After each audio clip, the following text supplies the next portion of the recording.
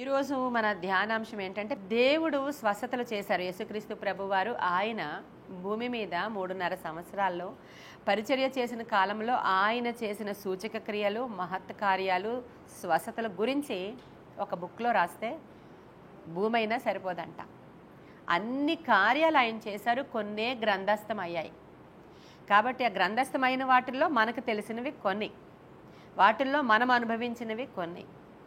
యేసుక్రీస్తు ప్రభువారు ఇప్పుడు మనకి సహజంగా ఇప్పుడు వస్తున్న సమస్యలు లాంటివి ఎలాంటివంటే కుంటివాడు, గుడ్డివాడు, నడ్డివాడు, పెరాలసిస్, పక్షవాత రోగం ఉన్నాడు కదా, చనిపోయినవాడు, ఇలాంటివన్నీ కూడా రక్తస్రావ రోగం. ఈ రోజుల్లో గర్భాశయ క్యాన్సర్ అంటే ఏంటి, ఇవన్నీ కూడా ఇప్పుడు కూడా ఉన్నాయి. యేసయ్య కాలంలో ఉన్నవి ఇప్పుడు కూడా ఉన్నాయి. అప్పట్లో ఉన్నది ఇప్పట్లో పెద్ద ప్రాబ్లం కానిది ఒకటి ఉంది, అది కుష్ఠరోగం. అప్పట్లో చాలా ఎక్కువ మంది కుష్ఠరోగం వాళ్ళు ఫేస్ చేస్తూ ఉండేవారు. మీరు లేవికాండంలో చూస్తే 13వ అధ్యాయము, 14వ అధ్యాయం, 12వ అధ్యాయం నుంచి మీరు చదివితే, ఇప్పుడు చదవక్కర్లా, చాలా లెందీగా ఉంటుంది. అక్కడ పొడ రావడం అని, మచ్చ రావడం అని, అక్కడ వాళ్ళకి వెంట్రుకలు ఊడిపోవడం అని, కనుబొమ్మలు ఊడిపోవడం అని, అసలు వాళ్ళని చూసినప్పుడు ఒక వికారంగా అయిపోతారు వాళ్ళు. లెప్రసీ పేషెంట్స్ని ఎప్పుడైనా చూసారా మీరు? పాపం చాలా వికారమైన రూపం అయిపోతుంది. కొంతమందికి ముక్కుకి వస్తుంది. ఈ ముక్కు మనకి ఏ షేప్ అయితే ఉందో ఈ షేపు వాళ్ళకి ఉండదు. మన ముక్కును బట్టి అతిశయపడడానికి లేదు, మూతిని బట్టి అతిశయపడడానికి లేదమ్మా. చిన్నది ఏదైనా దేవుడు పెట్టాడు అని అంటే లాక్కోలేము, బయటికి రాలేము. దేన్ని బట్టి అతిశయపడడానికి వీల్లేదు. కొంతమంది చెవులకు వచ్చేది, చెవి దిమ్మల దగ్గర వాళ్ళు టెస్టింగ్ అలా చేసేవారు యాజకులు. ఆ చెవికి వచ్చినప్పుడు ఆ చెవి తినేస్తుంది, ముక్కుకు వచ్చినప్పుడు ఈ ముక్కు అంతా పోయి హోల్స్ మాత్రమే మిగులుతుంది, చేతులకు వచ్చినప్పుడు ఇవన్నీ ఇలా అయిపోయి ఇది ఒక్కటే మిగులుతుంది. చూసారా మీరు బెగ్గర్స్ దగ్గరికి వెళ్ళినప్పుడు మనం చూస్తాం. ఈ రోజుల్లో మనం చూడాలంటే బెగ్గర్స్ ఆడుకుంటారు కదా, గుడుల దగ్గర అక్కడ ఉంటారు పాపం. వాళ్ళందరికీ ఇదంతా ఉండిపోయి ఇలా మొండం మాత్రమే ఉంటుంది, మూతికి వస్తుంది, తలలో పొడలు వస్తాయి. మీరు లేవికాండం చదివినప్పుడు మీకు అర్థమవుతుంది, తలలో పొడలుగా వచ్చినప్పుడు వాళ్ళకి వెంట్రుకలన్నీ అక్కడ ఊడిపోయి ఇలా దిగువకి పొడ వస్తుంది అన్నమాట, లేదంటే ఉబ్బెత్తుగా పొడ వస్తుంది. ఇవన్నీ నాకు ఎలా తెలుసు అంటే లేవికాండంలో రాయబడి ఉన్నాయి. మోషే ధర్మశాస్త్రం ప్రకారం ఎవడైనా అటువంటి శరీరంలో చిన్న మచ్చ కానీ పొడ కానీ వచ్చింది అంటే వాడు ఫస్ట్ వెళ్ళి యాజకుడికి కనపరుచుకోవాలి. ఇది వచ్చిన స్కిన్ డాక్టర్ యాజకుడే, అన్ని డాక్టర్ యాజకుడే. ఆయన దగ్గరికి వెళ్ళి టెస్ట్ చేసుకున్నప్పుడు ఆయన ఒక టెస్ట్ చేస్తాడు. వాళ్ళ దగ్గర ఒక చెట్టుకు సంబంధించినటువంటి కర్ర ఉంటుంది, దానికి ఒక కుచ్చు ఉంటుంది, దాన్ని తీసుకొని హిస్సోపు లాంటి దాంట్లో ముంచి వాళ్ళకి అది చేస్తారు. వాడు అంటే వీళ్ళు చేసిన ట్రీట్మెంట్కి వాళ్ళ బాడీ అది రెస్పాండ్ అవ్వలేదు అనుకోండి, ఆ మచ్చ ఇంకా ఆ మచ్చే. కాబట్టి వెంటనే ఇంక వీడు చూపించుకోవడానికి వచ్చినటువంటి ఈ రోగి ఇంటికి వెళ్ళడానికి వెళ్ళలేదు. ఇంకా ఇమీడియట్గా అక్కడి నుంచి వాడు ఊరి వెలుపలకి వెళ్ళిపోవాలి. వెంటనే వెళ్ళిపోతాడు. ఇంకా కన్ఫర్మ్ అయ్యింది ఇది కుష్ఠరోగము అని వచ్చింది అని కన్ఫర్మ్ అయితే వెంటనే ఊరు వెలుపలకి అతడు వెళ్ళిపోవాలి. ఎక్కడయ్యా వాళ్ళ నివాస స్థలం అంటే ఊరి వెలుపల. ఎలా అండి మరి జీవిస్తారు వాళ్ళు? అప్పుడు ఈ సో అండ్ సో ఎవరికైతే ఒక వ్యక్తికి కుష్ఠరోగం వచ్చిందో వాళ్ళ ఇంటి వాళ్ళు భోజనం వండి ప్రతిరోజు 3 పూటలకి సరిపడా ఏదో ఒక ఇంత పాత్రలో వండేసి దూరం నుంచి అక్కడ పెట్టేసి వీళ్ళు వెళ్ళిపోవాలి. అప్పుడు వాడు వచ్చి అది తీసుకొని అది 3 పూట్ల వాళ్ళు తింటారు. అంటే ఎంత భయంకరమైనటువంటి జీవితం గురించి చెప్పడానికి నేను కొంచెం లోపల తీసుకెళ్ళి చెప్తున్నాను. మీరు లేవికాండం చేస్తే భయం వేస్తుంది. ఆ యాజకుడు వాళ్ళని టెస్ట్ చేసినప్పుడు ఇలాంటి మచ్చలు పొడలు కనబడితే ఇంకా వాళ్ళకి రెమెడీ లేదు. ఇన్ కేస్ కొన్ని రోజుల్లో ఆ మచ్చ పొడ తగ్గిపోతే మరలా యాజకుడి దగ్గరికే వెళ్ళాలి నువ్వు చూపించుకోవడానికి. ఆ యాజకుడి దగ్గరికి నువ్వు వెళ్ళినప్పుడు మళ్ళీ టెస్ట్ చేస్తాడు యాజకుడు. టెస్ట్ చేసి ఇది కాదు అని చెప్పిన తర్వాత ఇంకా వాడికి ఎంత ఆనందంగా ఉంటుందో ఊహించండి, ఎంత ఆనందంగా ఉంటుందో ఊహించండి కదా. అదే ఎక్కువైపోయింది ఇది అదే అని చెప్తే వాడి యొక్క జీవితంలో వాడికి ఎంత సాడ్నెస్ ఉంటుందో ఒకసారి ఆలోచించండి. ఇటువంటి కుష్ఠరోగుల జీవితం భయంకరం కదా. వాళ్ళకి ఎంత భార్య ఉంటుంది ఇంటి దగ్గర, కానీ ఇతను వెళ్ళి చూడడానికి కూడా లేదు. పిల్లలు ఉంటారు, బిడ్డలు ఎదుగుతూ ఉంటారు, వాళ్ళని చూడడానికి లేదు. ఈ పిల్లలు వెళ్ళి నాన్నను కలుసుకోవడానికి లేదు, మాట్లాడడానికి లేదు. ఇన్ కేస్ అతను ఏదైనా ఒక పని ఉంది ఊర్లో అతను రావాలి అనుకుంటే పై పెదవి కప్పుకోవాలి, తల మీద ముసుగు వేసుకోవాలి, వాడు వస్తున్నటువంటి ఒక 1/2 కిలోమీటర్ దూరం నుంచి నేను అపవిత్రుడను పక్కకు తప్పుకోండి, అపవిత్రుడను పక్కకు తప్పుకోండి అని అరవాలి. అరవకుండా వచ్చాడు అంటే రాళ్లతో కొట్టి చంపుతారు. ఆ రోజే కాదు, ఈ రోజుల్లో కూడా కుష్టు రోగాలు ఉన్నాయి. దేవునికి సేవకులకి విరోధముగా సణిగినటువంటి ఎవరు సణిగారు? మిరియాము, అహరోను. దేవునికి సేవకులకి విరోధంగా మాట్లాడతారే, ఏం పెద్ద గొప్పగా ఏం తిట్టలేదు సేవకుడిని, సణిగారు. దట్టు ఆయన వాళ్ళ తమ్ముడు గురించే, తమ్ముడే కావచ్చు, అన్నే కావచ్చు, యాజకుడు యాజకుడే, దేవుని ద్వారా పిలవబడి అభిషేకించబడిన వాడు ప్రతిష్ఠితుడు, ఆయన కనుగుడ్డు. అర్థమవుతుంది కదా? మనం అందరం కూడా, నేనే కాదు, ఇక్కడ కూర్చున్న మనల్ని అందరినీ ఎవరు ఏమన్నా కూడా ఊరుకోడు దేవుడు. అలా అని మనం గర్వంగా పౌరుషంగా ఉండమని కాదు, ఆయనలో నిష్ఠ ప్రతిష్ట కలిగి మనం జీవించినట్లయితే మనల్ని ఎవరు ఏమన్నా కూడా దేవుడు ఊరుకోడు. మిమ్మల్ని ముట్టినవాడు నా కనుగుడ్డుని అంత జాగ్రత్తగా కంటికి రెప్పవలే కాచే దేవుడు మనకున్నాడండి. ఆయనకి ఏమి ఇష్టము అంటే నువ్వు నవ్వడం ఇష్టం, హల్లెలూయా, నువ్వు సంతోషంగా ఉండడం ఇష్టం, నువ్వంటే ఇష్టం ఆయనకి, అంతే, నువ్వంటే ఇష్టం ఆయనకి. కాబట్టి నిన్ను కంటికి రెప్పలా చూడాలనేది ఆయన ఆశ. నీ తల్లి నీ తండ్రి నిన్ను చూసి నీ ఫెయిల్యూర్ క్యాండిడేట్ అయితే నిన్ను విసుక్కుంటారు. నువ్వు ఫెయిల్యూర్ క్యాండిడేట్ అయితే నీకు ట్రీట్మెంట్ ఇంట్లో వేరేగా ఉంటుంది. అలాంటిది దేవుడైతే అలాంటి ఫెయిల్యూర్ క్యాండిడేట్స్ని కూడా ఏమంటాడు? నాకు నువ్వు చాలా ఇష్టం అంటాడు ఆయన. ఆయనకి ఇష్టం ఎందుకంటే ఆయన పిల్లలంటే ఆయనకి చాలా, ఎన్నోసార్లు చెప్పాడు ఆయన, నేను నిన్ను ప్రేమిస్తున్నానని, నేను మిమ్మల్ని ప్రేమిస్తున్నాను, మిమ్మల్ని స్వస్థపరచడానికే నేను దెబ్బలు కొట్టించుకున్నాను, మిమ్మల్ని బాగు చేయడానికే నేను నా రక్తాన్ని ధారపోసాను అని చెప్తాడు ఆయన. ఇవన్నీ మనకు తెలుసు కదా, దేవుని ప్రేమను కొంచెం చూపిస్తున్నాను అంతే మీకు. అయితే ఇక్కడ ఈ కుష్టి రోగి గురించి మాట్లాడుకుందాం. ఇతడు ఎంత మాత్రం ఊరిలో రావడానికి వీల్లేదు, అందరూ కలిసి యాక్టివిటీస్ చేసినట్లుగా అతను ఆ యాక్టివిటీస్లో పాల్గొనడానికి వీల్లేదు. ఇక నిస్సహాయత, నిర్జీవత్వము, ఒంటరితనము, ఏడుపు, భయంకరమైన లోన్లీనెస్, అంతేనా? ఎవరున్నారా వాళ్ళకి? ఊరు అవతల అపవిత్రుడు, అసహ్యుడు, అసలు ఎవరు చూసినా వాళ్ళ కనులు వాళ్ళ ముక్కిలా మూసేసుకుంటారు, వాళ్ళని చూసినప్పుడు మూతి మూసేసుకుంటారు వాళ్ళు. ఒకసారి చూడండి లేవికాండం 13:45-46 చూడండి. ఆ పొడగల కుష్ఠరోగి వస్త్రములను చింపివేయవలను, వాడు తల విరయబూసి కొనవలెను, వాడు తన పై పెదవిని కప్పుకొని అపవిత్రుడను అపవిత్రుడను బిగ్గరగా పలుకవలెను. ఆ పొడ వానికి కలిగిన దినములన్నీ వాడు అపవిత్రుడై యుండును. వాడు అపవిత్రుడు గనుక ప్రత్యేకముగా నివసింపవలెను, వాని నివాసము పాళెమునకు వెలపల ఉండవలెను. ఈవెన్ మొత్తం వాడు శరీర భాగాలన్నీ కూడా పాడవ్వకుండా జస్ట్ పొడవ వస్తుంది కదా, పొడవ వచ్చినా కూడా అంతే. ఇది కుష్ఠరోగుల యొక్క పరిస్థితి. ఇప్పుడు పాత నిబంధన కాలంలో అంతే, మోషే ధర్మశాస్త్రం ప్రకారం ఇంకా నో రెమెడీ, ఇక దానికి ఆల్టర్నేట్ ఏమీ లేదు, ఇంకింతే వాళ్ళ జీవితం. ఒకవేళ ఎవరికైనా కుష్ఠరోగం వస్తే వాళ్ళ జీవితం అంతే. ఇప్పుడు యేసుక్రీస్తు ప్రభువు వారు కొత్త నిబంధన గ్రంథంలో ఆయన భూమి మీదకి యేసయ్య మనుష్యుడిగా వచ్చిన తరువాత వచ్చినప్పుడు కూడా ఈ రోగాలన్నీ ఉన్నాయి, ఎన్నో రోగాలు ఉన్నాయి. మనం చూస్తాం జలోదర రోగం అని, ఈ రోగం అని, ఆ రోగం అని, ఎన్ని రోగాలు. అప్పుడు మనం బైబిల్ చదువుతూ ఉంటే ఇప్పుడున్న రోగాలు అప్పుడు కూడా ఉన్నాయి, ఇంతమంది రోగులు ఉన్నారా అని అనిపించాలి నిజంగా చదివిన వాళ్ళకి. అంటే ఇప్పుడు అనుకుంటున్నాం కదా ఈ రోజుల్లో రోగాలు పెరిగిపోయి అంటున్నారు. కాదు, యేసుక్రీస్తు ప్రభు వారు ఒక మీటింగ్ పెడితే ఆ మీటింగ్లో సగం మంది వీళ్ళే ఉన్నారు. అప్పుడు ఉన్నాయి, ఇప్పుడు ఉన్నాయండి, అప్పుడు ఉన్నాయి, ఇప్పుడు ఉన్నాయి. అయితే యేసుక్రీస్తు ప్రభు వారు కొండ మీద మీటింగ్ పెడుతున్నారు, యేసుక్రీస్తు ప్రభు వారు ఊర్లో మీటింగ్ పెడుతున్నారు, యేసుక్రీస్తు ప్రభు వారు అడవుల్లో మీటింగ్ పెడుతున్నారు, యేసుక్రీస్తు ప్రభు వారు గలిలియా తీరాన్ని మీటింగ్ పెడుతున్నారు. ఎక్కడ పడితే మీటింగ్స్ అక్కడ జరుగుతున్నాయి, వందల వందల వందల మంది స్వస్థపరచబడి వెళ్ళిపోతున్నారు. ఇప్పుడు వీళ్ళకి ఎలాగా మరి కుష్ఠరోగులకి? వాళ్ళకి న్యూస్ తెలిసింది. ఇప్పుడు వీళ్ళు ప్రజల మధ్యలోకి వస్తే ఊరుకుంటారా? ఊరుకోరు, రాళ్లతో కొట్టి చంపేస్తారు వాళ్ళని. అందుకని యేసయ్య ఒక ఊరు నుంచి ఇంకొక ఊరికి వెళుతున్నప్పుడు పొలిమేరలోంచి వెళతారు కదా. లూకా 17:11 చదవమ్మా. ఇప్పుడు ఆయన యెరూషలేమునకు ప్రయాణమై పోవుచు సమరయ గలిలయ మధ్యగా వెళ్ళుచుండెను. సరే, అలాంటి పట్టణాలన్నీ కూడా దాటుకుంటూ ఆ ప్రాంతాలన్నీ దాటుకుంటూ వెళుతున్నప్పుడు ఇప్పుడు వచ్చారండి కుష్ఠరోగులు. వచ్చి అయ్యా 10 మంది కుష్ఠరోగులు కదా అక్కడ, ఆ ఇన్సిడెంట్లో 10 మంది కుష్ఠరోగులు. నేను ఇందాక చెప్పిన ఇన్సిడెంట్లో ఒక కుష్ఠరోగి ఉంటాడు అక్కడ. ఇక్కడ 10 మంది కుష్ఠరోగులు వచ్చారు. ఇప్పుడు ఆయన దొరికారు అక్కడ.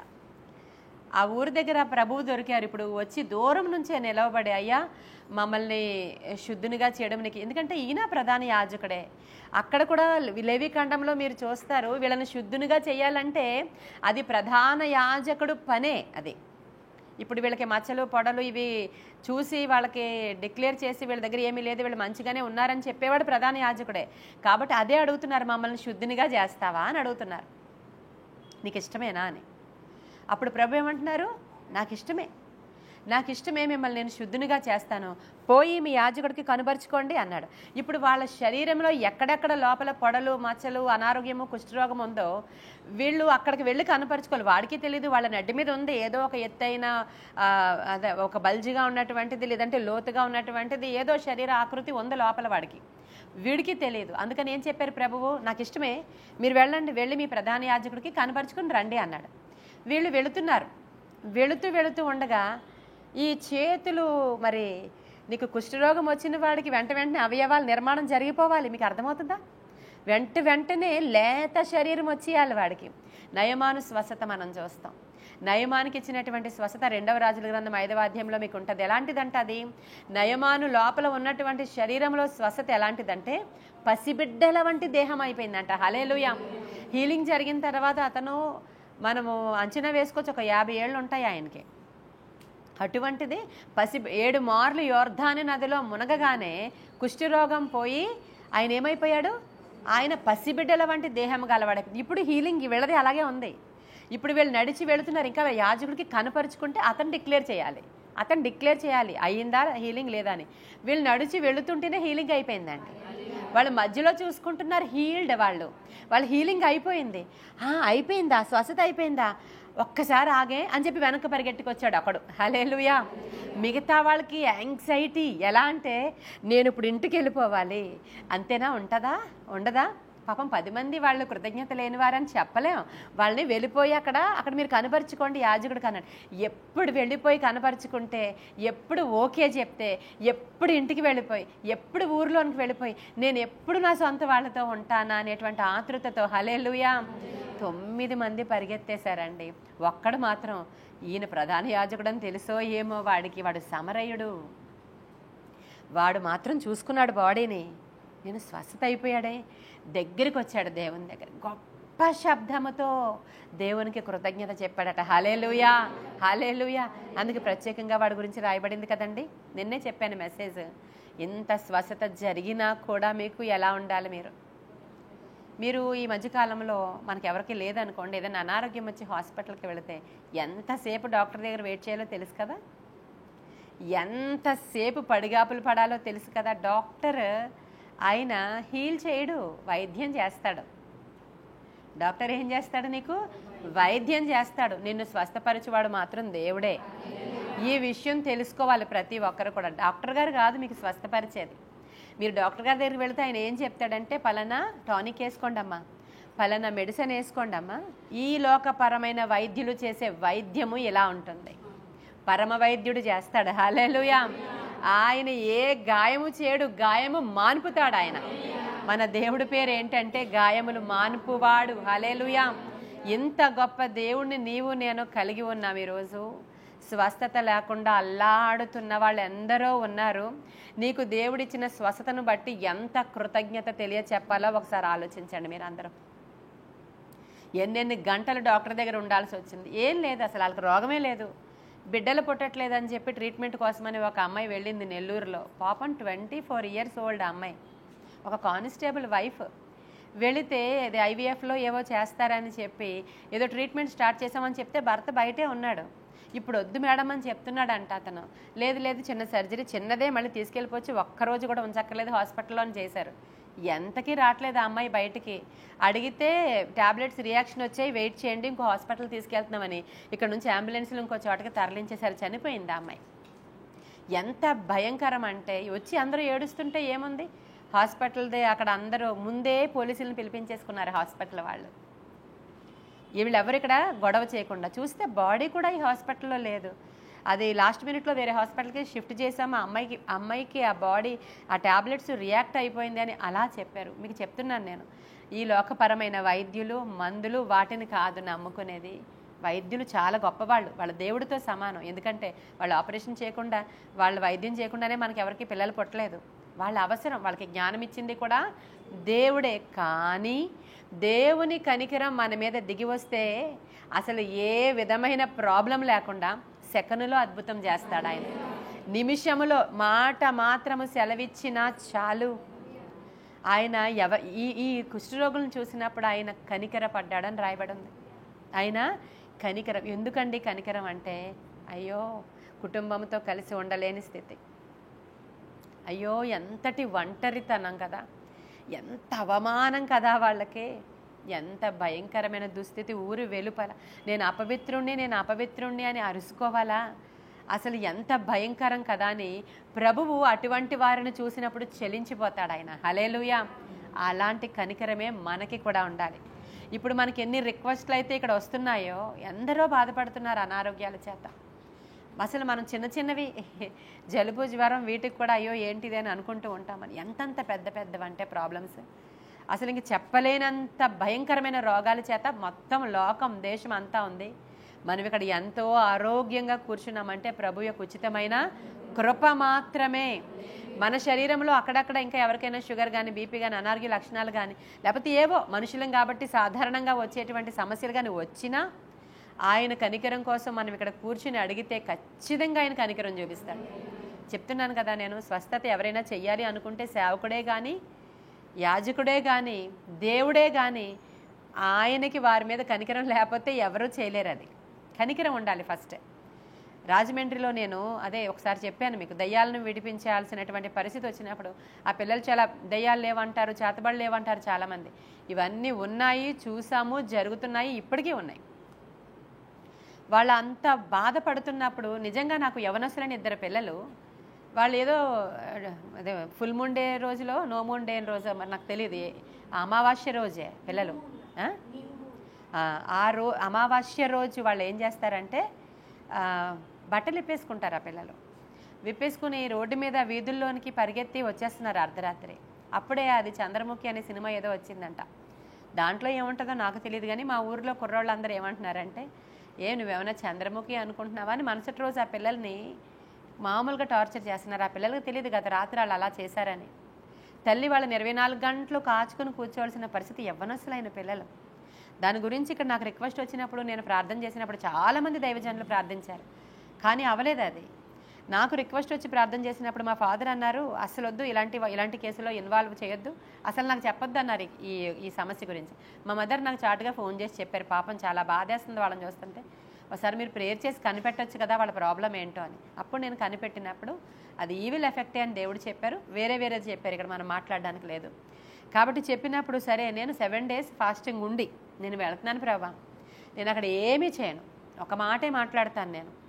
అందులోకి ఆ పిల్లలు అది ఈవిల్ వచ్చినప్పుడు వాళ్ళు పచ్చి బూతులు మాట్లాడుతున్నారు నోట్లో నుంచి.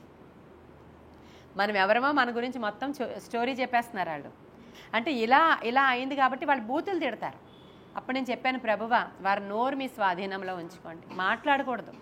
నేను ప్రార్థన చేస్తున్నప్పుడు వారి నోర్లు మూతబడాలి, నీవు స్వస్థపరచాలి అని నేను ప్రార్థన చేసుకుని ఇక్కడ నుంచి వెళ్ళాను. ఆ మీటింగ్కి వెళ్ళినప్పుడు నాకు కూడా ఇంకో పాస్టర్ గారు కూడా వచ్చారు, జాన్ మోజెస్ పాస్టర్ గారు.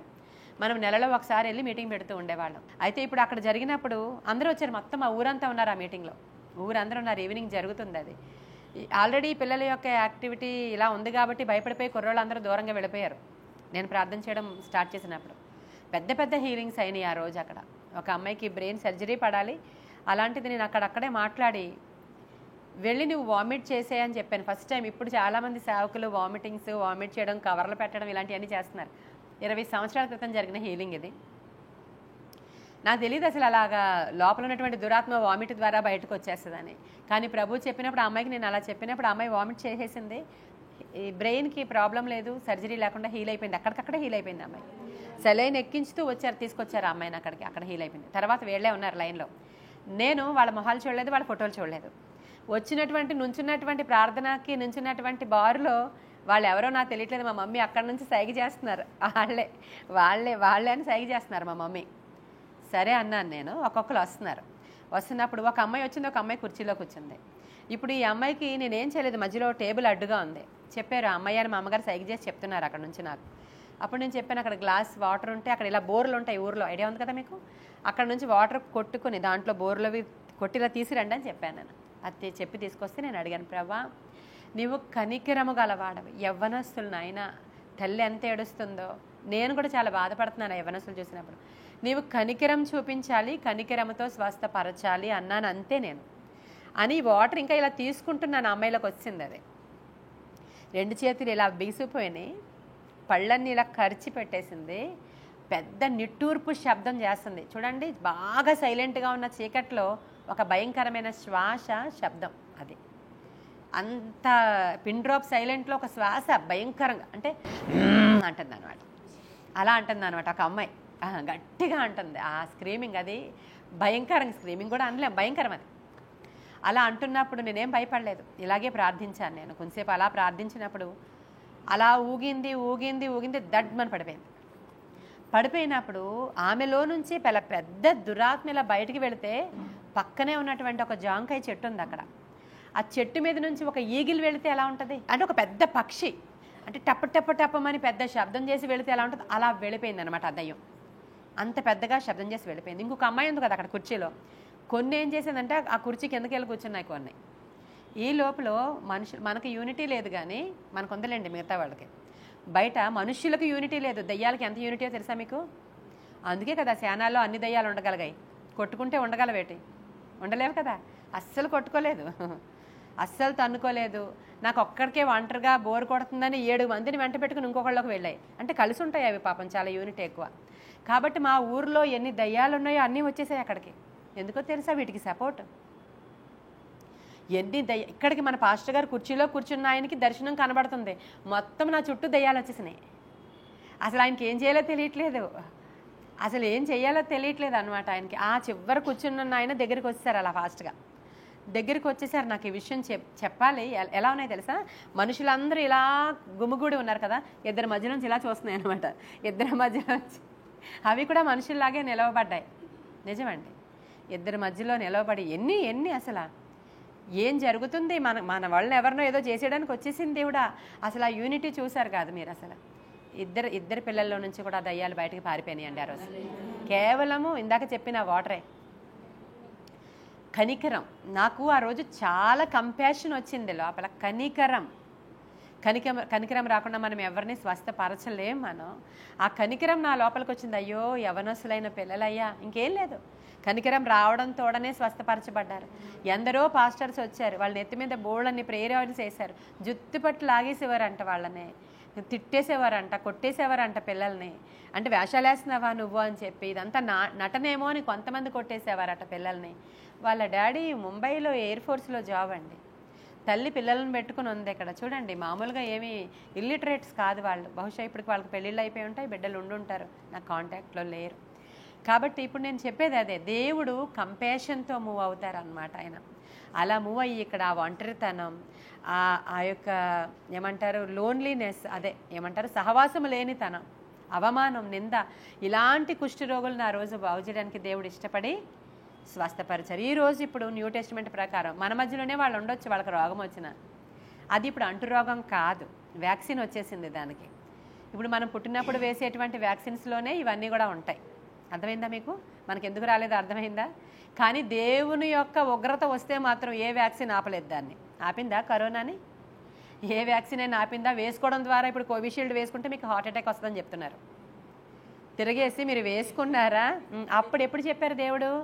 మీరు ఆ వ్యాక్సిన్ ద్వారా ప్రాబ్లం ఉందని వ్యాక్సిన్ వేసుకోకముందే చెప్తే చర్చిలో చాలామంది నన్ను అడిగినప్పుడు వేసుకోవద్దు అని చెప్పాను నేను. కానీ నేను గవర్నమెంట్కి విరోధంగా పనిచేసిన దాన్ని అవుతాను కాబట్టి నేను పైకి చెప్పడానికి నాకు వీల్లేదు. కానీ ప్రభు వేసుకోవద్దు అన్నారని చెప్పినప్పుడు మనం అందరం వేసుకోలేదు, మనలో చాలామంది వేసుకోలేదు. అది మరి గవర్నమెంట్కి విరోధం కదా, మనం బయటకు చెప్పడానికి అవ్వదు అని అప్పుడు బయటకు చెప్పలేదు నేను. అప్పుడు చాలామంది అడిగారు, మరి మాకెందుకు చెప్పలేదు ఫాస్ట్ టైం గారని. అప్పటికే వేసేసుకుని నాకు ఫోన్ చేశారు కొంతమంది. శ్యామల లాంటి వాళ్ళు ఏమన్నారంటే, మాకు డ్యూటీ దాంట్లో ఖచ్చితంగా మేము వేసుకోవాలి, ఫ్యామిలీ అంతా చూపించాలి అక్కడ. ఓకే, మీరు వేసుకోండి. ఇప్పుడు మా అబ్బాయి కూడా వేసుకున్నాడు, ఎందుకంటే వేరే దేశం నుంచి ఈ దేశానికి రావాలంటే అది వేసుకోకపోతే అదేం చేయలేం మనం. కానీ ప్రభువుని నేను అడిగినప్పుడు వద్దు, దాంట్లో ఏమీ లేదు, అది ప్రమాదకరమైందని చెప్పారు ప్రభువున. ఎంత సమీపంగా ఉన్నారు దేవుడు చెప్పండి ఇప్పుడు మనకి.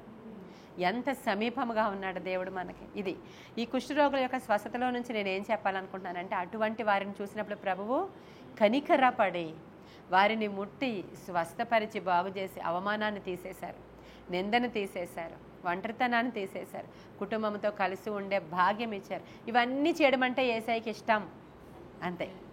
ఇప్పుడు మనం ప్రార్థన చేయబోయే వారు ఎంతమంది అయితే మనకి విన్నపాలు ఇచ్చారో ఈరోజు, వారందరూ రకరకాల ప్రాబ్లమ్స్ ఉన్నారు. వాళ్ళని స్వస్థపరచడం దేవుడికి ఇష్టమేనా? ఇప్పుడు ఇష్టమే కదా.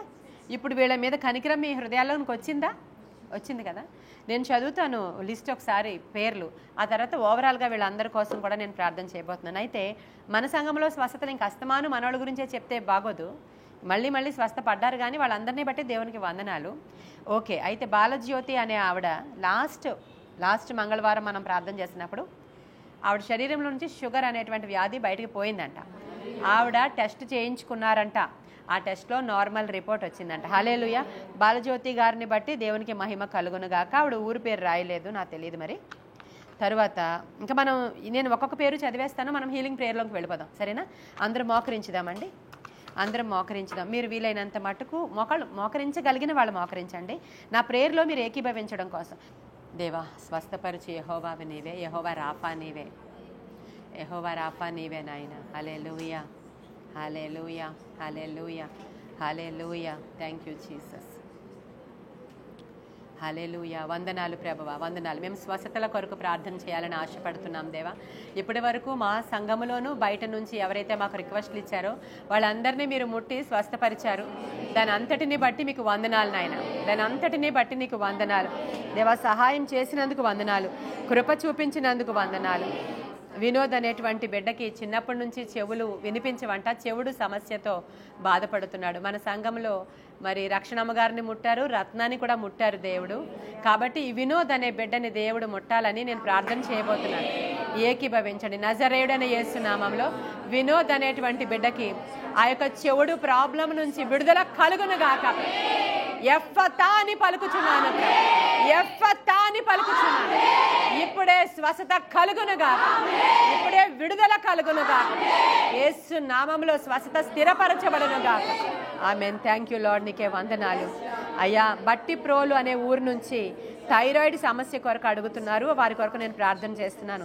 వాళ్ళ పేరు రాయలేదు దేవా. బట్టి ప్రోలు అనేటువంటి ఊరు నుంచి ఆ థైరాయిడ్ సమస్య కొరకు ప్రార్థన అవసరత అడిగినటువంటి బిడ్డకి ఆ థైరాయిడ్ యేసు నామంలో వారిని విడిచి బయటికి పారిపోవుగా. మా సంఘంలో 3 థైరాయిడ్ నీల్ రిపోర్ట్స్ వచ్చాయి ప్రభువా. ఆమెకు కూడా వారికి కూడా ఆ విధముగానే నీల్ రిపోర్ట్స్ రావాలి. యేసు నామంలో స్వస్థత శీఘ్రముగా కలుగునుగా దేవా. నాయన జోనాథన్ అనేటువంటి కుమారుడికి షివరింగ్ నాయన, హ్యాండ్స్ షివరింగ్ ప్రాబ్లం ఉందంట. ఆ యేసు నామంలో ఆ నరాల వీక్నెస్ని ప్రభువా, యేసు నామంలో ఆ యొక్క ఉన్నటువంటి ఆ డిసీజ్ని ప్రభువా, ఆ పార్కిన్సన్ ప్రాబ్లంని ప్రభువా, నజరేయుడైన యేసు నామంలో ఆ జోనాథాన్ని విడిచి ఆ ప్రాబ్లం బయటికి పారిపోవునుగా. స్వస్థత శీఘ్రముగా కలుగునుగా దేవా. కృపావతి అనే కుమార్తె వైజాగ్ నుంచే బీపీ షుగర్ కొరకు విడుదల కొరకు అడుగుచున్నారు. నజరేయుడైన యేసు నామంలో ఇప్పుడే కృపావతి గారిని ముట్టి స్వస్థత అయా శీఘ్రముగా దయచేయమని అడుగుచున్నారు. స్వస్థపరిచి యెహోవా నీవే దేవా. నాయన యేసు నామంలో ఇప్పుడే బయటికి పమ్మని ఆజ్ఞాపిస్తుంది దేవా. నాయన రాజేశ్వరి అనే ఆవిడ నాయన కోడలు కుమార్తె ఇద్దరికి గర్భఫలము లేదట. ఆ గర్భఫలము కొరకు నేను ప్రార్థిస్తున్నాను ప్రభువా. అయ్యా, నీవిచ్చే బహుమానం ఆ గర్భఫలము యేసు నామంలో ఇప్పుడే వారి గర్భములు తెరవబడును గాక. స్వస్థత శీఘ్రముగా కలుగును గాక దేవా. నిషా అనే ఆమె ఆంగ్లో ఇండియన్ అంట, యాక్సిడెంట్ అయ్యి బెడ్ రిడెన్ అయిపోయిందంట. ఆమె కొరకు ప్రార్థించమని వేడుకుంటున్నారు. యాక్సిడెంట్లో అసలు ఫుల్ బాడీ ప్రాబ్లం అయిపోయి బెడ్ రిడెన్ ఉందంట. ఆ నిషా అనేటువంటి ఆంగ్లో ఇండియన్ అయా లేడీని ఒక్కసారి మీరు దర్శించండి అయ్యా. నజరేయుడైన యేసు నామములో ఆ బెడ్ రిడెన్ అయినటువంటి నీ కుమార్తె స్వస్థపరచబడును గాక. స్వస్థత శీఘ్రముగా కలుగునుగా. నీ గాయముల గుండా వచ్చిన రక్త ప్రోక్షణ ద్వారా శుద్ధీకరించండి ప్రభా. స్వస్థత ఇప్పుడే జరుగునుగా. ప్రతి ఎముకలలో, నరాలలో, మూల్గులలో నీ రక్తం ప్రోక్షించబడునుగా దేవా. ఆమె లేవాలయ్యా, లేచి నడవాలయ్యా, నిన్ను స్తుతించాలయ్యా దేవా. నీకే వందనాలు, స్తోత్రాలు ప్రభువా. దేవా అలాగే అలేఖ్య ఫ్యామిలీ స్టెబిలిటీ కొరకు, ప్రత్యూష వారి ఇరువురు కొరకు నేను ప్రార్థిస్తున్నాను. సహాయం చేయండి ప్రభువా. దేవ Nagaraju gall bladder stone problem కొరకు, త్రాగుడు నుంచి విడుదల కొరకు ప్రార్థిస్తున్నాను. అదే పొజిషన్లో నా తండ్రి చిన్నారి బ్రదర్ ఉన్నాడయ్యా.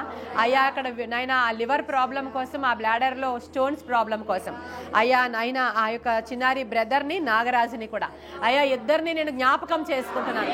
నజరేయుడని యేసు నామములో స్వస్థత ఇప్పుడే కలుగునగాక.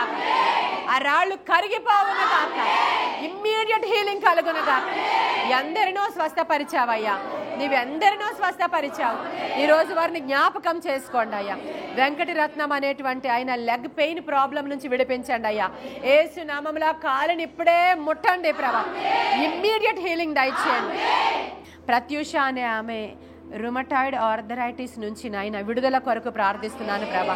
వాళ్ళ బ్రదర్ సాయి చందు యొక్క హెరిడిటరీ ప్రాబ్లం అలర్జీ నుంచి దేవా వీరు చాలా బాధపడుతున్నారు ప్రభా. ఇది హెరిడిటరీ ద్వారా వచ్చింది ప్రభా. యేసు నామములో ప్రత్యూషాన్ని ముట్టండి ప్రభా. యేసు నామములో బాండేజెస్ బ్రేక్ చేయండి. యేసు నామములో బాండేజెస్ బ్రేక్ చేయండి.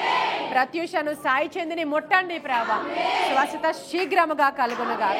నాయన సింగపూర్ నుంచి నాయన ప్రార్థన కొరకు అడుగుచున్నారు ప్రభా. హ్యాండ్ పెయిన్ నుంచి, ఆ స్వెల్లింగ్స్ నుంచి, నీ ప్రాబ్లం గురించి, ఆ లంగ్ ఇన్ఫెక్షన్స్ గురించి, జాయింట్ పెయిన్స్ గురించి దేవా వాళ్ళ పేర్లు అయితే సరిగా లేవు కానీ వారు అందరినీ జ్ఞాపకం చేసుకోండి అయ్యా. మీరు ముట్టి స్వస్థపరచండి. మీరు ముట్టి స్వస్థపరచండి నాయన. నీ పెయిన్ నుంచి, లంగ్ ఇన్ఫెక్షన్ నుంచి, స్వెల్లింగ్ నుంచి, ఆ హ్యాండ్ పెయిన్ నుంచి యేసు నామములో విడుదల కలుగునుగాక. స్వస్థత కలుగునుగాక. యేసు నామములో నాయన ఈ యొక్క స్వస్థతలు మీరు చేస్తున్నందుకు వందనాలు ప్రభువా. అలాగే నా తండ్రి ఆస్ట్రేలియా నుంచి నాయన ప్రభావతి అనే ఆవిడ మెల్బోర్న్ నుంచి నాయన అయ్యా స్వస్థత కొరకు అడుగుతున్నారు ప్రభా. నజరుడైన యేసు నామములో ఆ ప్రభావతి అనే ఆవిడని ముట్టండి ప్రభా. ఇప్పుడే స్వస్థపరచండి ప్రభా. ఏ దేశమైనా నాయన నీ స్వస్థత ప్రయాణము చేయగలదు ప్రభువా. ఇమ్మీడియట్ హీలింగ్ కలుగును కాదు. ఇమ్మీడియట్ హీలింగ్ కలుగు. ఇజ్రాయెల్ కంట్రీ నుంచి నాయన అయ్యా అక్కడ ఇజ్రాయెల్లో పనిచేస్తున్నటువంటి గంగా అనేటువంటి ఆవిడ హెల్త్ ప్రాబ్లం కోసం ప్రార్థిస్తున్నాము తండ్రి. నజరుడైన యేసు నామములో ఆ కుమార్తెకి స్వస్థత ఇప్పుడే కలుగును. ఆ కుమార్తెకి స్వస్థత ఇప్పుడే కలుగును. వారి విశ్వాసము చెప్పున కార్యము కలుగునగాక. వారి విశ్వాసము చెప్పున కార్యము సఫలమవునుగాక. స్వస్థత శీఘ్రముగా కలుగును. దేవా విజయవాడ నుంచి గీతా సన్కే ప్రభువ ఆటిజం నైనా స్పీచ్ డిలే నుంచి నైనా సహాయం చేయండి. ఆటిజం నుంచి విడిపించండి. ఆ స్పీచ్ డిలే సమస్య నుంచి విడిపించండి. దేవా విజయవాడలో ఉంటున్నటువంటి గీతా సన్న మీరు ఇప్పుడే ముట్టండి ప్రభా. నీ గాయపడిన కరాన్ని చాపండి అయ్యా. యేసు నామములో స్వస్థత శీఘ్రముగా కలుగును. హెప్సిబా వాళ్ళ సన్ గురించి ప్రార్థిస్తున్నాను ప్రభా. హైపోథైరాయిడ్ ప్రాబ్లం ప్రభువా. అయ్యా చిన్న బిడ్డ 180 kgs ఉన్నాడంట. ఈ హైపోథైరాయిడ్ దేవా కనికిరం చూపయ్యా. కనికిరం చూపయ్యా. కనికిరం చూపయ్యా. యేసు నామములో స్వస్థత కలుగునుగా. శీఘ్రముగా శీఘ్రముగా తండ్రి మీరు పొందిన దెబ్బల చేత, గాయముల చేత సంపూర్ణ స్వస్థత విడుదల యేసు నామములో ప్రకటిస్తూ ఉన్నానయ్యా. దేవా సునీత కాకినాడ నుంచి ప్రభువ వాళ్ళ హస్బెండ్ విజయరాజ్ అంట తండ్రి కాళ్ళ స్వస్థత కొరకు ప్రార్థిస్తున్నాను. నజరుడైన యేసు నామములో విజయరాజు కాళ్ళని మీరు ముట్టండి ప్రభా.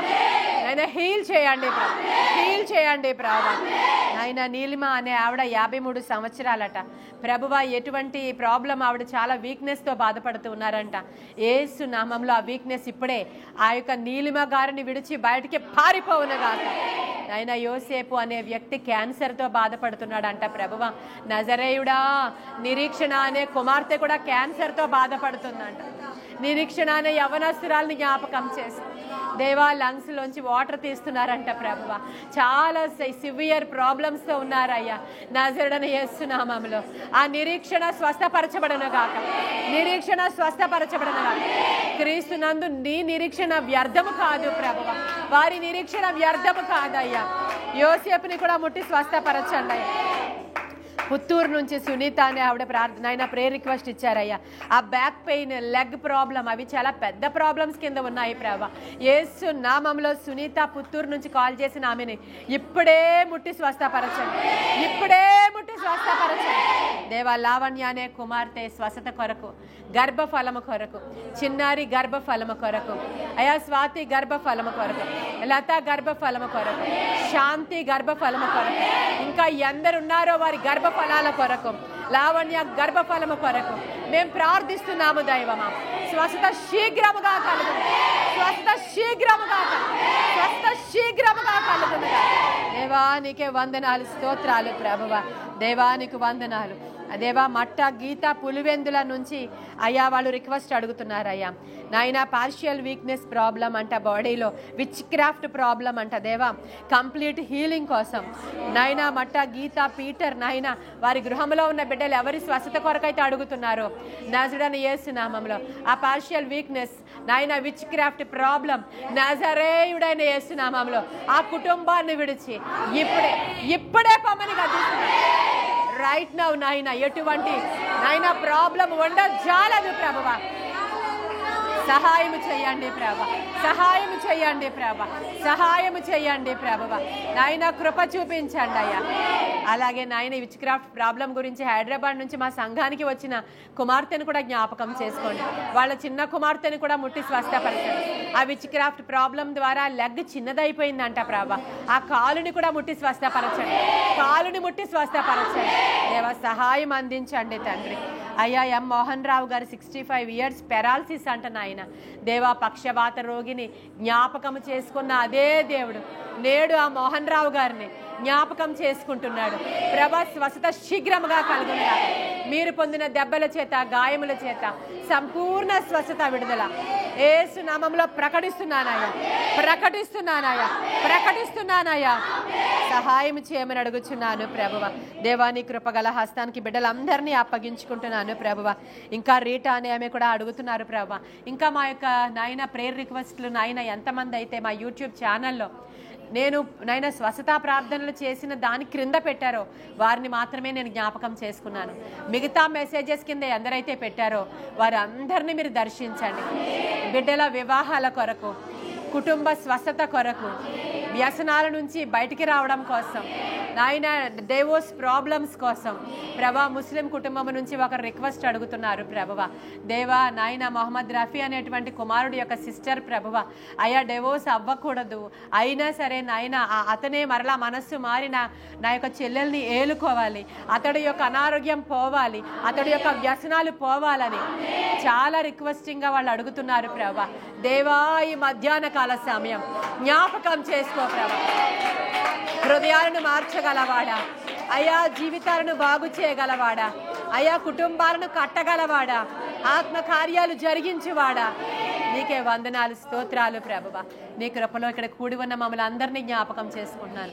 ఈ స్థలంలో ఉన్న వారిలో ఎంతమందిలో బీపీ, థైరాయిడ్, షుగర్ ప్రాబ్లమ్స్ ఉన్నాయో నాయన, ఇంకా రకరకాల ప్రాబ్లమ్స్, ఎందుకంటే నేను దీని తర్వాత చేయట్లేదు కానీ ఇప్పుడే నాయన మేము కూడా కలిసి ప్రార్థన చేస్తున్నాం. మీరు ఎవరెవరు ఏం ప్రాబ్లం ఉందో అది మీరు మాత్రమే జ్ఞాపకం చేసుకోండి. నేను మీకోసం ప్రార్థన చేయబోతున్నాను.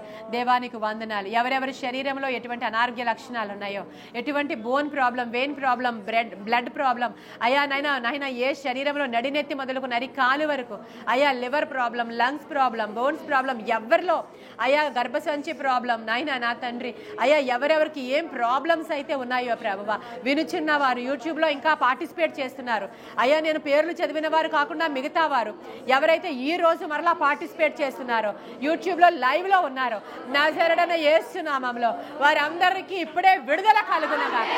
ఆ యశస్విని అనే కుమార్తెకి విడుదల కలుగునగా, స్వస్థత కలుగునగా యేసు నామములో. వృద్ధాప్యంలో వచ్చిన సమస్యలు, వారి బాడీ వీక్నెసెస్ ప్రభువా మీరు జ్ఞాపకం చేసుకోండి ప్రభా.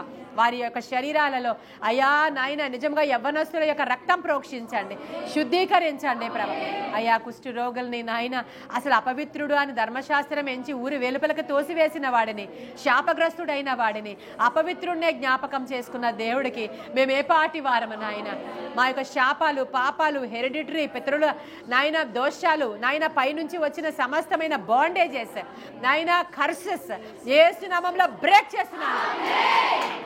వినుచున్న వారందరూ స్వస్థపరచబడాలి. ఎవరెవరైతే వాటర్ పట్టుకున్నారంట, చాలా మంది వాక్యం వింటూ యూట్యూబ్లో మేము వాటర్ పట్టుకున్నాం అంటున్నారు. ఎవరైతే వాటర్ పట్టుకుని పార్టిసిపేట్ చేస్తున్నారో యేసునామంలో ఆ వాటర్ని మీరు రక్తముగా మార్చండి. ఆ వాటర్లో మీ రక్తాన్ని ప్రోక్షించండి, శుద్ధీకరించండి. స్వస్థత శీఘ్రముగా కలుగునుగా. విడుదల ఇచ్చినందుకు వందనాలు, స్తోత్రాలు తెలియచేసుకుంటూ మా ప్రార్థనలన్నీ అంగీకరించినందుకు వందనాలు. యేసయ్య శ్రేష్ఠ నామములో అడిగి వేడుకొని పొందుకొని ఉన్నాము మా ప్రియ పరలోకపు మా తండ్రి. Thank you lord. నీకే వందనాలు, స్తోత్రాలు, స్తుతులు ప్రభువ. ఇచ్చిన స్వస్థతలను స్థిరపరచమని ఇచ్చినందుకు వందనాలు తెలియచేసుకోండి. నజరేడా మరొకసారి సమస్తమైనటువంటి ఆ బలహీనతలు, అనారోగ్యాలు, వ్యసనాలు, భయంకరమైనటువంటి హేయమైనటువంటి గృహాలలో ఉన్న టార్చర్, అసమాధానము, కుటుంబాలలో కలహాలు, గొడవలు, బంధకాలు, ఆ దురాత్మలన్నీ కాల్చివేయబడనుగా.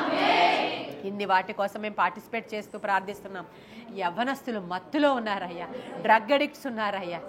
రాజా జ్ఞాపకం చేసుకో ప్రభు. స్వస్థత శీఘ్రముగా దయచేయండి, స్వస్థత శీఘ్రముగా దయచేయండి. యేసు నామములో ఈ ప్రార్థనలు మీ సన్నిధికి చేర్చుకుని జవాబు దయచేయమని మిక్కిలి వినయముగా అడిగి ప్రార్థించి వేడుకొని పొందుకొని ఉన్నాము మా ప్రియ పరలోకపు మా తండ్రి. యూట్యూబ్లో ఈ వాక్యం వింటున్న వాళ్ళందరూ ఒకటి గమనించండి, వచ్చే వారం నుంచి మీకు స్వస్థత ప్రార్థనలు బుధవారం వస్తాయి. ఎందుకంటే మేము సంఘములో మంగళవారం చేస్తాము, అది మీకు బుధవారం వస్తుంది. 21 రోజుల ఉపవాస ప్రార్థనలు కాబట్టి మేము సోమవారం చేసింది మీకు మంగళవారం వస్తూ ఉండేది. ఇప్పుడైతే మంగళవారం చేస్తాం కాబట్టి మేము ఇప్పుడు ప్రార్థన చేసినవి మీరు బుధవారం ఆ ప్రోగ్రాంలో చూస్తారండి. దయచేసి ఇది గమనించాలని ఒకసారి మీకు జ్ఞాపకం చేస్తూ ఉన్నాను. ఓకే, మీరందరూ కూడా విశ్వాసంతో ఏకీభవించండి. ఒకసారి స్పాట్లో హీల్ అవ్వకపోతే మరలా ఈ వాక్యాన్ని పెట్టుకుని మరలా మీరు పార్టిసిపేట్ చేయండి. ఎందుకంటే దేవుని శక్తి చిన్నది కాదు, దేవుని శక్తికి మితి లేదు, దేవుని శక్తికి కొలతలు లేవు. కాబట్టి ఎనీ టైం ఆయన కనికరం మీ మీదకి దిగి వస్తుంది, ఆయన మిమ్మల్ని ముడతాడు. కాబట్టి స్వస్థపరిచి యెహోవాని నేనే అంటారు ప్రభువు. అట్టి గొప్ప దేవుని మనం కలిగి ఉన్నందుకు మరొకసారి దేవునికి వందనాలు తెలియచేసుకుంటూ గాడ్ బ్లెస్ యూ. వందనాలండి.